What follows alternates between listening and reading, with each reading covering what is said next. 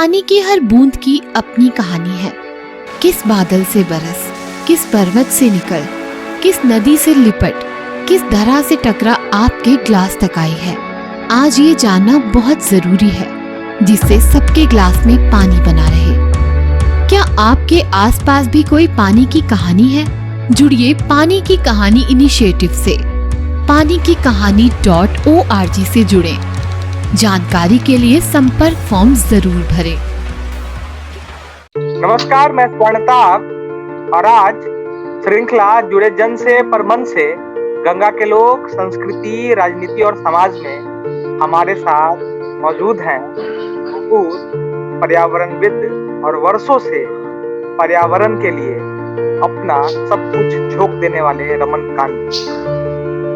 रमनकांत जी नीर फाउंडेशन के संस्थापक हैं और वर्षों से नीर फाउंडेशन के तहत नदियों को बचाने में, नदियों के संरक्षण में और कई तरह की योजनाओं में अपना बहुमूल्य योगदान देते रहे।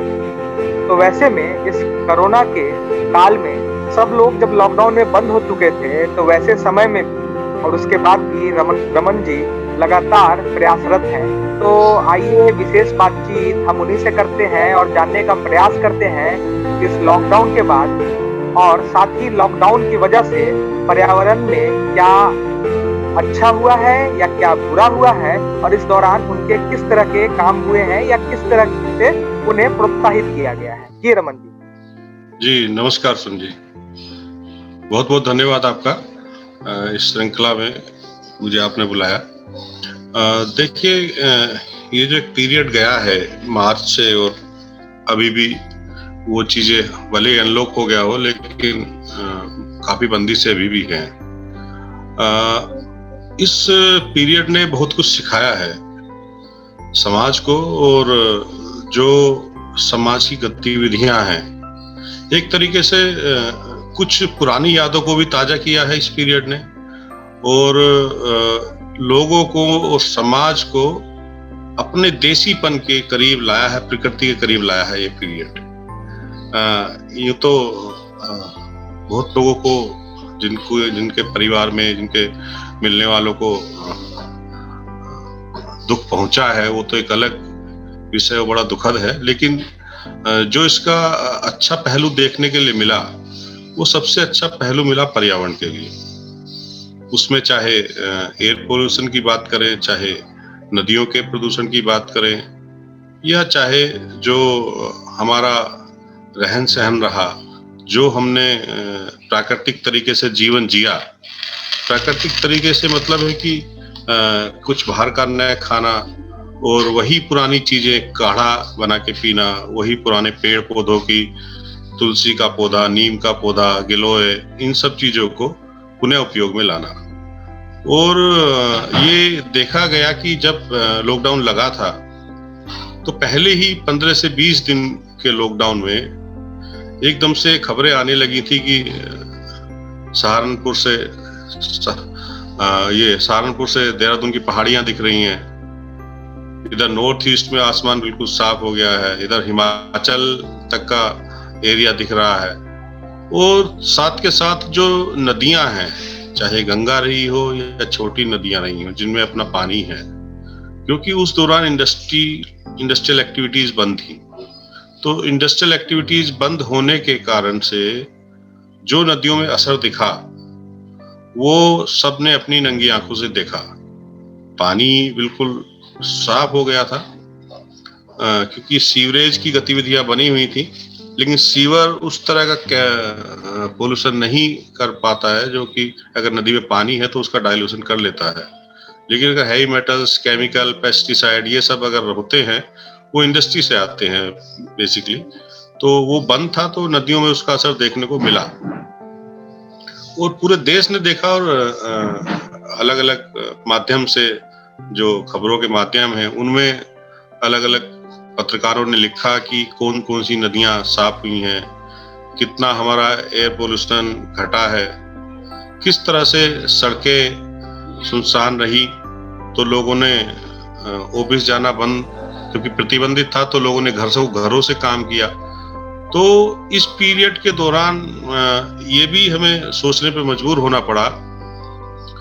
अब उसको सोचना जरूरी है कि अगर कोई मेरठ का व्यक्ति दिल्ली रोजाना अपनी गाड़ी से नौकरी करने के लिए जाता है, अपनी जॉब करने के लिए जाता है या किसी बिजनेस के सिलसिले में जाता है, तो क्या ऐसा संभव नहीं है कि वो मेरठ से ही उस काम को कर सके? आज जिस तरह से प्रधानमंत्री जी, देश के प्रधानमंत्री या उत्तर प्रदेश के मुख्यमंत्री या और बड़ी बड़ी इंडस्ट्री के लोग अपने घरों से या एनजीओज के लोग अपने घरों से मीटिंग्स कर रहे हैं, जूम के द्वारा मीटिंग्स कर रहे हैं, अपनी बातें ईमेल के द्वारा, व्हाट्सएप के द्वारा या माइक्रोसॉफ्ट के द्वारा या जूम के द्वारा कह रहे हैं, लोगों से मीटिंग्स करके अपनी बातों को बता रहे हैं। और बड़े बड़े आयोजन अब ऑनलाइन हो रहे हैं वर्चुअल तरीके से। अभी 2 दिन पहले, 1 दिन पहले भारत सरकार ने जो जल सम्मेलन है वो आयोजित किया है। तो ये सब चीजें एक बदलाव दिखाती हैं। अब इसका फायदा क्या है? फायदा सबसे बड़ा ये है कि अगर कोई सेमिनार दिल्ली में होता है तो उसमें अमूमन अगर 100 लोग भी आते हैं तो वो जहां से भी आएंगे, एक तो उनका पैसा खर्च होगा, दूसरा अगर जिस भी माध्यम से वो आएंगे, चाहे गाड़ी से आए, चाहे ट्रेन से आए, चाहे अपने पर्सनल वाहन से आए या हवाई जहाज से आए, तो उस सवारी में जो पोल्यूशन होगा उस सवारी के माध्यम से आने में, तो वो नहीं होगा अगर हम वर्चुअल तरीके से उस मीटिंग को कर रहे हैं। तो एक तरीके से हम कार्बन क्रेडिट भी बचा रहे हैं, दूसरा जो पैसा भी बचा रहे हैं, तीसरा ये है कि जो संभावनाएं कोविड को लेकर के हैं कि हम अगर दूरी बना के रखेंगे तो उस समस्या से भी हम बच रहे हैं। तो कोविड बहुत सारी चीजें हमें सिखाई हैं। एक चीज और हमें देखने को मिली, क्योंकि बहुत सारा तबका जो ग्रामीण क्षेत्रों से शहरों में रह रहा था अपने कार्यों के लिए, अपनी जॉब के लिए या अपने पर्सनल कार्यों के लिए या कुछ छोटा मोटा बिजनेस कर रहे थे, लॉन्ग पीरियड के दौरान उसमें से 60 से 70% लोग अपने गांव को वापस गए और वो अब धीरे धीरे लौट रहे हैं। उसका लाभ ये मिला कि जो आबादी शहरों से गांव में पहुंची उनको कोविड नहीं हुआ। मैं क्योंकि खुद अपने गांव में 6 महीने रहा हूं, गांव में ना किसी ने मास्क लगाया, ना किसी ने अपने काम को बंद किया और ना ही कोई ऐसा प्रतिबंध रहा जिससे कि उनके काम पे इफेक्ट पड़े। लेकिन फिर भी वो स्वस्थ रहे, अपने काम को करते रहे बिना मास्क के भी।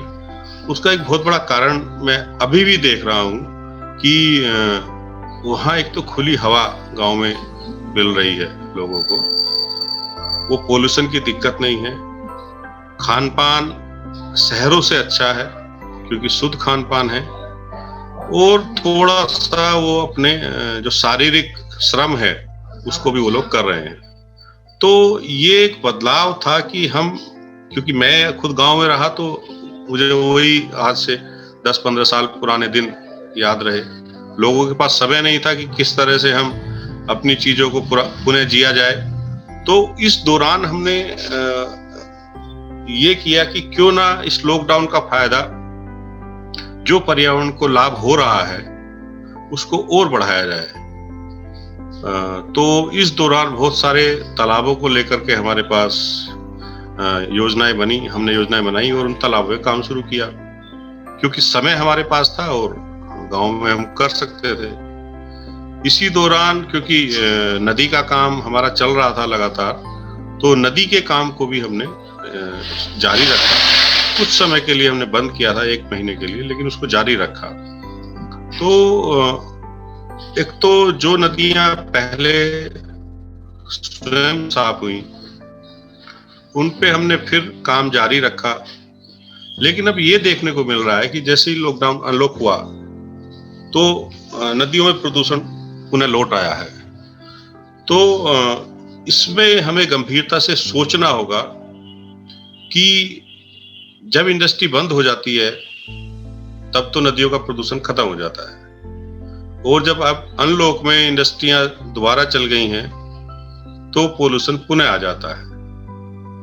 और इसके विपरीत जो पोल्यूशन कंट्रोल बोर्ड है, चाहे रीजनल हो चाहे सेंट्रल हो, वो कहता है कि जीरो डिस्चार्ज इंडस्ट्रीज का है, इंडस्ट्रीज कोई पोल्यूशन नहीं कर रही हैं, और हम मॉनिटर कर रहे हैं, ऑनलाइन भी कर रहे हैं और ग्राउंड पे जाके भी कर रहे हैं। तो एक सवाल ये बनता है कि जब पोल्यूशन कंट्रोल बोर्ड मॉनिटरिंग पहले भी कर रहा था तो नदियां साफ लॉकडाउन से पहले क्यों नहीं हुई, और अगर लॉकडाउन के बाद भी मॉनिटरिंग कर रहा है तो अब पोल्यूट क्यों हो गई पुनः।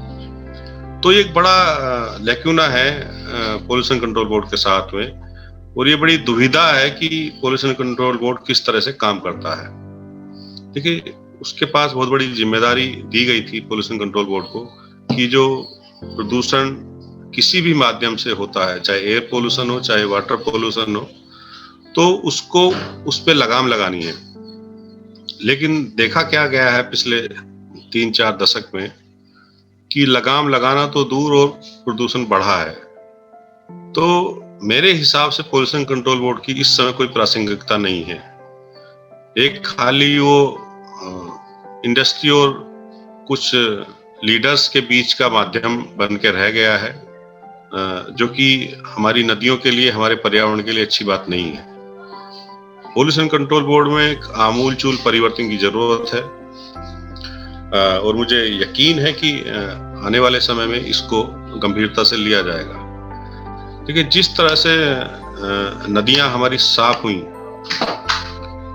क्या उनको बनाए रखा जा सकता था उसी तरह?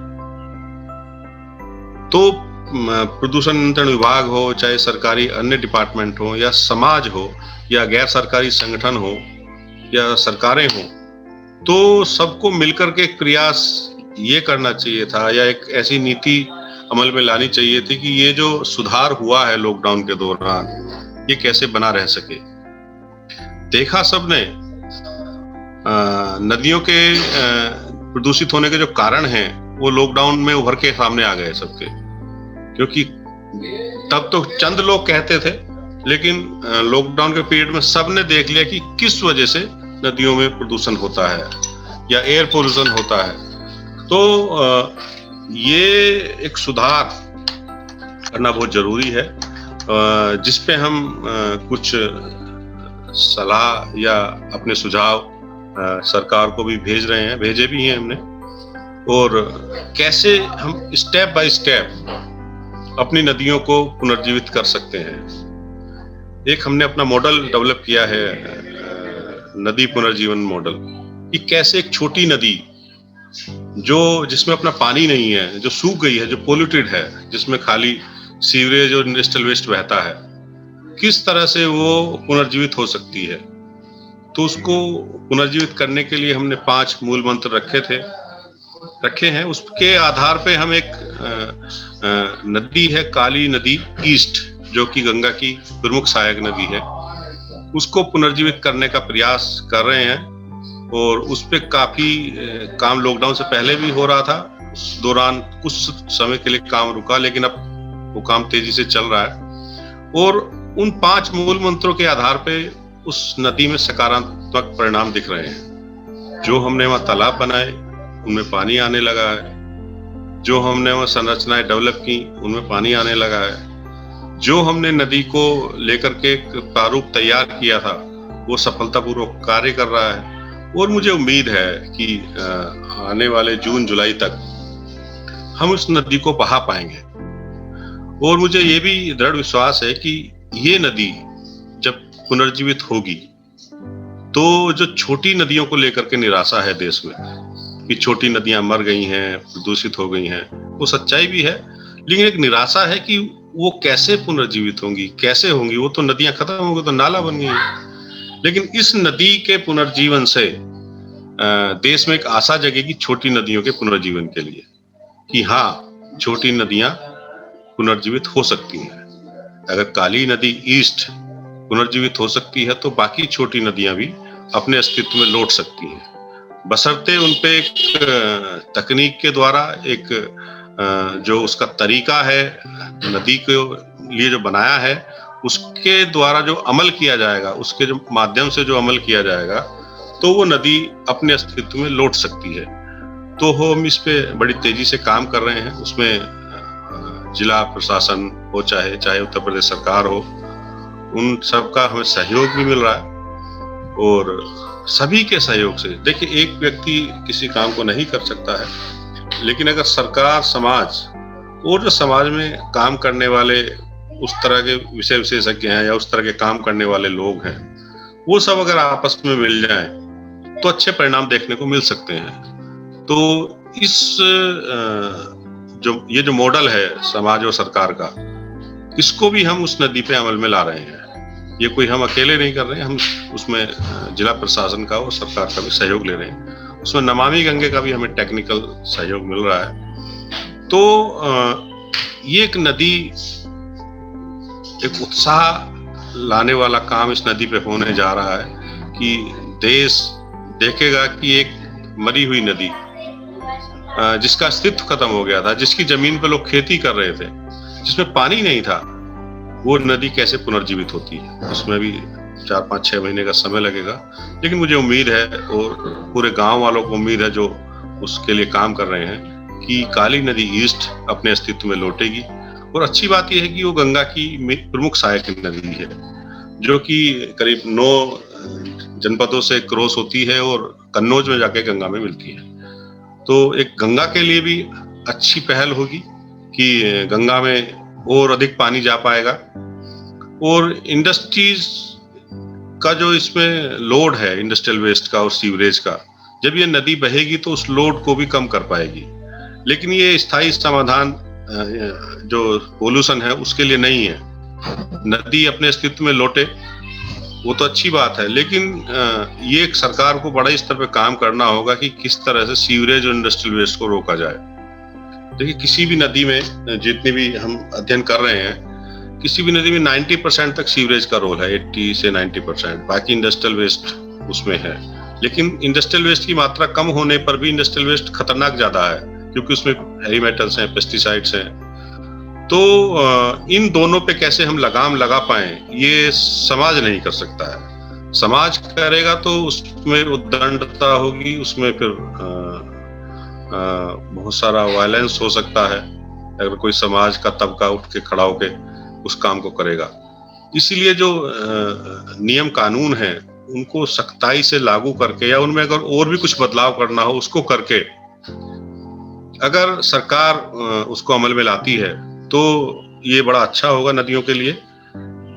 और ये करना ही होगा अगर अपनी नदियों को अस्तित्व में लौटाना है, और जो नदी किनारे बसा समाज है उसको वहां से उजड़ने नहीं देना है, तो ये सरकारों को करना ही होगा। उसमें समाज का सहयोग ले सकते हैं तो लिया भी जा सकता है।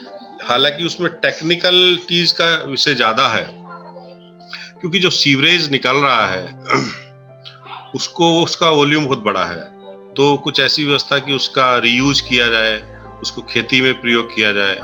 इसी तरह इंडस्ट्रियल वेस्ट जो कि नदियों में सीधे जाता है, चाहे सीधे जा रहा हो चाहे किसी नदी नाले के माध्यम से जा रहा हो, तो उसको कैसे इंडस्ट्री रीयूज करे, उस पर चेक एंड बैलेंस कैसे लगाया जाए। कैसे जो हमारे यूरोप के और अमेरिका के मॉडल हैं नदियों को लेकर के, इंडस्ट्रियल वेस्ट कैसे वो अपना ट्रीट करते हैं, किस तरह उसका शोधन करते हैं, किस तरह उसको नदियों में नहीं जाने देते हैं, उन पर हमें गंभीरता से काम करना पड़ेगा। और मुझे उम्मीद है कि ऐसा नहीं कि समाज ने ही लॉकडाउन से सीखा है, सरकारों ने भी बहुत सीखा है। मैं प्रधानमंत्री जी के स्पीच लगातार सुनता हूं, तो मुझे उनकी बातों से लगता है कि किस तरह से उन्होंने अपने आप को बदला है, किस तरह से वो लगातार वर्चुअल मीटिंग्स में, वर्चुअल जो सम्मेलन वो करते हैं, किस तरह से अपनी बातों को कह पाते हैं। तो ये सब चीजें देखने वाला विषय है। तो मुझे लगता है कि ये अच्छी बात है जो लॉकडाउन के बाद से हुआ है। जी स्वर्ण जी। जी रमन जी, आपने काफी बातें बताई, लेकिन इस दौरान आपका लंबा अरसा एक जो गंगा की सहायक नदी रही है हिंडन, उसके साथ जुड़ा हुआ रहा है। तो एक कुछ उसके बारे में, हिंडन के बारे में बताइए कि उसकी क्या स्थिति है आज, और साथ ही आपको हाल फिलहाल में योगी जी द्वारा कहीं मनोनीत किया गया है, कहीं मेंबर बनाया गया है, और क्लाइमेट विभाग की तरफ से जो एनवायरमेंट है उसकी तरफ से भी आपको शायद volunteer wild life crime control bureau का बनाया गया है, थोड़ा बताया जाए। देखिए, हिंडन जो है वो यमुना की सहायक नदी है, जो कि शिवालिक के जंगलों से शुरू होती है। उसका उद्गम भी हमने खोजा था 2 साल पहले, और वो सहारनपुर, मुजफ्फरनगर, शामली, मेरठ, बागपत, गाजियाबाद से होते हुए गौतम बुद्ध नगर में यमुना में जाके मिलती है। तो वो एक बड़ी अच्छी नदी है। उसकी 2 छोटी छोटी सहायक नदियां हैं, कृष्णी और काली वेस्ट। वो हाईली पोल्यूटेड है रिवर। उसमें 2 स्थानों पे नहर का पानी भी डाला जाता है, लेकिन उसको भी वो डाइल्यूशन, जो पोल्यूशन उसमें है उसका डाइल्यूशन नहीं हो पाता है। तो उसको लेकर के अभी हमने कुछ अच्छे प्रयोग किए हैं। जैसे 50 दिन तक लगातार समाज के सहयोग से नदी सफाई का कार्यक्रम चलाया था, जिसमें कि 15 किलोमीटर नदी समाज ने और सरकार के सहयोग से मिलकर साफ हुई थी। कोई पैसा सरकार का खर्च नहीं हुआ, लोगों ने अपना पैसा खर्च किया, और जो वहाँ लोग काम करते थे उनके लिए भोजन की व्यवस्था रोजाना गांव वाले लोग करते थे। तो वो अच्छा मॉडल था, उसकी बड़ी सराहना हुई। और इसके अलावा जो जो भी काम हमने हिंडन पे किए, हिंडन के सुधार के लिए, आज तक कोई नक्शा नहीं था हिंडन का। 2006 में पहली टेक्निकल स्टडी हमने की थी, तो उसके आधार पे एक मैप डेवलप किया गया था, जो कि आज भी इस्तेमाल में सरकार भी लाती है और गैर सरकारी संगठन भी लाती है।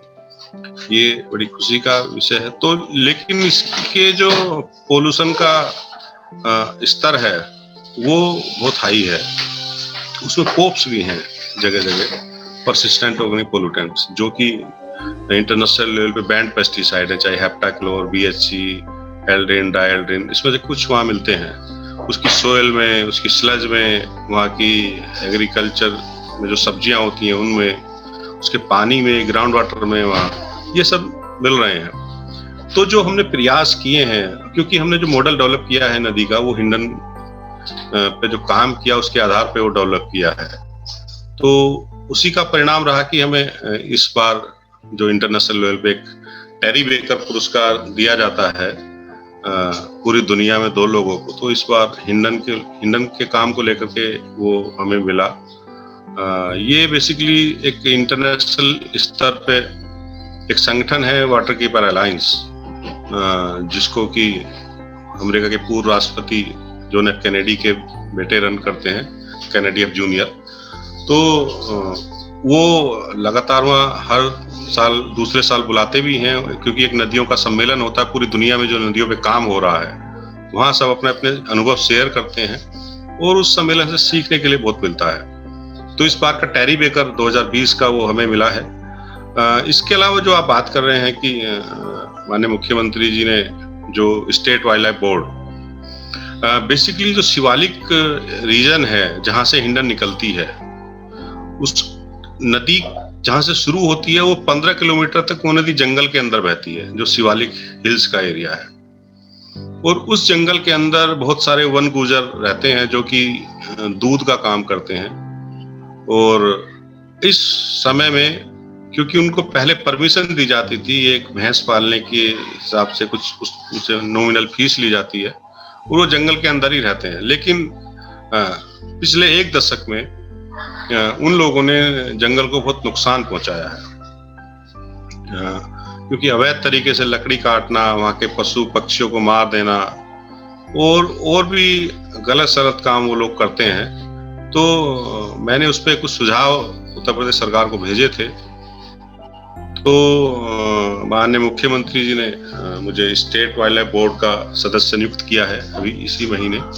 तो वो बोर्ड, क्योंकि उसकी अध्यक्षता माननीय मुख्यमंत्री खुद करते हैं, तो वो बोर्ड ऐसे मुद्दों पे काम करता है कि कहाँ जंगल को हमारी जरूरत है, क्या हम जंगल की बेहतरी के लिए कर सकते हैं। तो जो वाइल्ड लाइफ है पूरी, उसका सुधार कैसे करें, उस पर काम कैसे करें, तो ये बोर्ड तय करता है। तो उसमें ज्यादातर सरकार के मंत्री हैं, उसमें सरकार के अधिकारी हैं, उस बोर्ड में मुझे भी शामिल किया गया है। तो ये एक तो है कि, और जो आप wild life crime control bureau की बात कर रहे हैं, वो भी जंगल से जुड़ा विषय है, क्योंकि हस्तिनापुर सेंचुरी है मेरठ और गंगा यमुना के दोआब में। तो बेसिकली जो क्राइम है वाइल्ड लाइफ को लेकर के, वो wild life crime control bureau देखता है। तो उसके जो वॉलेंटियर हैं, वो ये पिछले 3-4 साल से उन्होंने ये योजना शुरू की है कि किस तरह वॉलेंटियर्स को नियुक्त किया जाए और उनके माध्यम से कुछ जानकारियां इकट्ठा हों, तो जंगल की रक्षार्थ उनका उपयोग किया जाए। तो wild life crime control bureau का भी मुझे वॉलेंटियर लगातार चौथे साल उन्होंने बनाया है। तो ये अच्छा विषय है, क्योंकि मेरे मन का काम है, और ऐसे अवसर जब आते हैं तो अच्छा लगता है कि काम करने का एक आधिकारिक अवसर मिल रहा है। उससे होता क्या है कि अपने आप में काम करने का जुनून और बढ़ जाता है। तो ये अच्छी बात है, और इन सब को अमल में ला करके हम नदियों का, अपने पानी का, अपने पर्यावरण का कैसे संरक्षण कर सकते हैं, उसका हम प्रयास लगातार करते रहते हैं। जी रमन जी, आपको तो सबसे पहले बहुत बहुत बधाई आपके कार्यों के लिए। आपको जिस तरह से नॉमिनेट किया गया और प्राइज आपको अवार्ड मिला, उसके लिए भी। और हमें ही नहीं दिख रहा है, बल्कि ये सरकारों को भी दिख रहा है कि आप किस तरह से प्रयास कर रहे हैं। तो हमें, हमारी तरफ से आपको बहुत बहुत शुभकामनाएं। आपने जब लोग घर में थे तब भी आप कुछ दिन ठहर के फिर आप बाहर आए और लगातार पर्यावरण के लिए काम करते रहे। आपके भविष्य के लिए आपको बहुत बहुत शुभकामनाएं। आप लगातार पर्यावरण के हित के लिए काम करते रहें, देश को सुरक्षित रखें। आपका बहुत बहुत आभार हमसे जुड़ने के लिए। बहुत बहुत धन्यवाद। धन्यवाद स्वर्णताप जी, और बैलेट बॉक्स की टीम को मेरा बहुत बहुत धन्यवाद।